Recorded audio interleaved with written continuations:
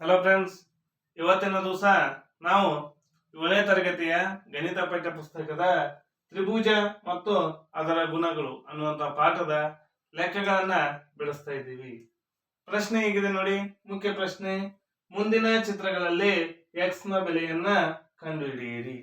ಹಾಗಾದ್ರೆ ಇಲ್ಲೊಂದು ಚಿತ್ರವನ್ನು ಕೊಟ್ಟಿದ್ದಾರೆ. ಇದು 1ನೇ ಮುಖ್ಯ ಪ್ರಶ್ನೆಯಲ್ಲಿ 6ನೇ ಲೆಕ್ಕವನ್ನು ನಾವು ಇವತ್ತು ಬಿಡಿಸ್ತಾ ಇದ್ದೀವಿ.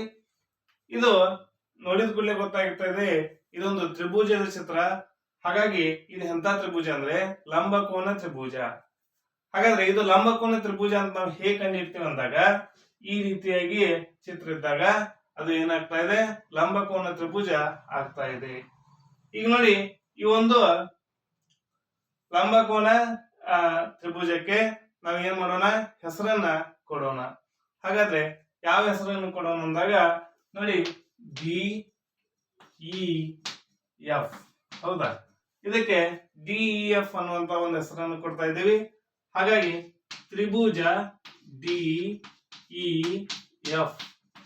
ನೋಡಿ, ತ್ರಿಭುಜ ಡಿ ಎಫ್ ದಲ್ಲಿ ಕೋನ ಡಿ ಇಸ್ ಈಕ್ವಲ್ ಟು ಎಷ್ಟು? 2x. ಎಷ್ಟಿದೆ? 2x. ಕೋನ ಇ. ನೋಡಿ, ಈ ಚಿತ್ರ ಅಂದ್ರೆ ನಾವ್ ಏನ್ ತಿಳ್ಕೊಬೇಕಂದಾಗ 90 ಡಿಗ್ರಿ. ಲಂಬಕೋನ ಅಂದ್ರೆ 90 ಡಿಗ್ರಿ.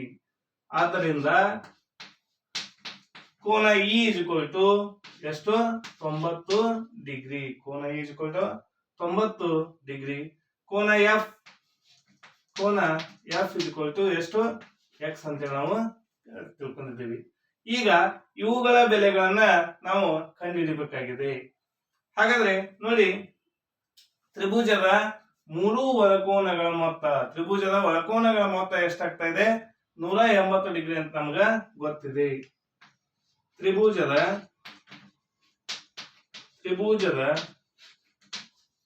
ಒಳಕೋನಗಳ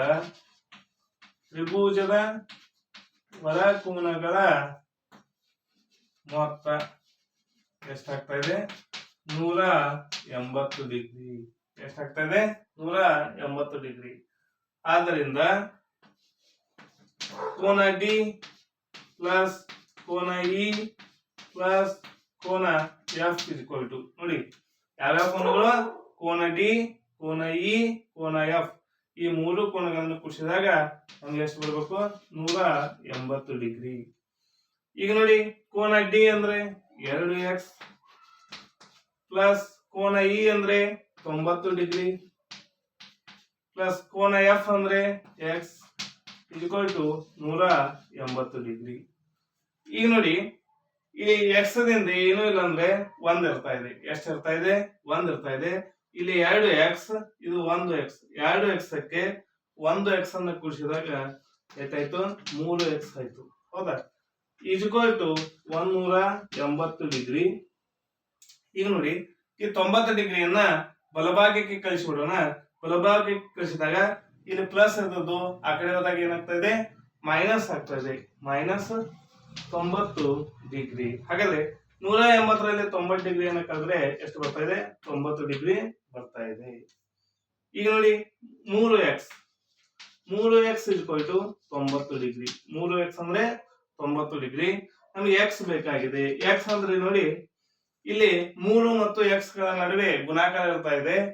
ಈ 3ನ್ನ ಬಲಭಾಗಕ್ಕೆ ಕಳಿಸಿದಾಗ ಭಾಗಾಕಾರ ಆಗ್ತಾ ಇದೆ. 90 ಡಿಗ್ರಿ ಭಾಗಾಕಾರ 3. 3 ಒಂದಲೇ 3 3 9, 0ಗೆ 0. ಆದ್ದರಿಂದ 30 ಡಿಗ್ರಿ. ಏನು 30 degree? x is equal to 30 degree. x is equal to 30 degree ಸಿಕ್ತು. ಹಾಗಾದ್ರೆ x ಯಾವುದಿದೆ? ಕೋನ f. ಕೋನ f is equal to 30 degree.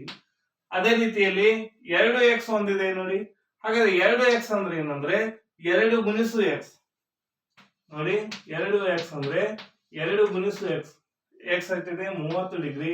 ಹಾಗಾಗಿ 32 60 ಡಿಗ್ರಿ. ಆದ್ದರಿಂದ ಕೋನ ಡಿ ಎಷ್ಟಾಗ್ತಾ ಇದೆ? 60 ಡಿಗ್ರಿ.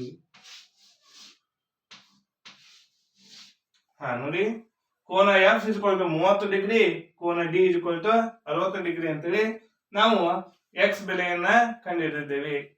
ಈ ವಿಡಿಯೋ ನಿಮ್ಗೆ ಇಷ್ಟ ಆಗಿದ್ರೆ ಲೈಕ್ ಮಾಡಿ, ಶೇರ್ ಮಾಡಿ, ಸಬ್ಸ್ಕ್ರೈಬ್ ಆಗಿರಿ. ಹೀಗೆ ನಮ್ಮ ಯೂಟ್ಯೂಬ್ ಚಾನಲ್ ಎಲ್ಲ ವಿಡಿಯೋಗಳನ್ನ ನೋಡ್ತಾ ಇರಿ. Thank you.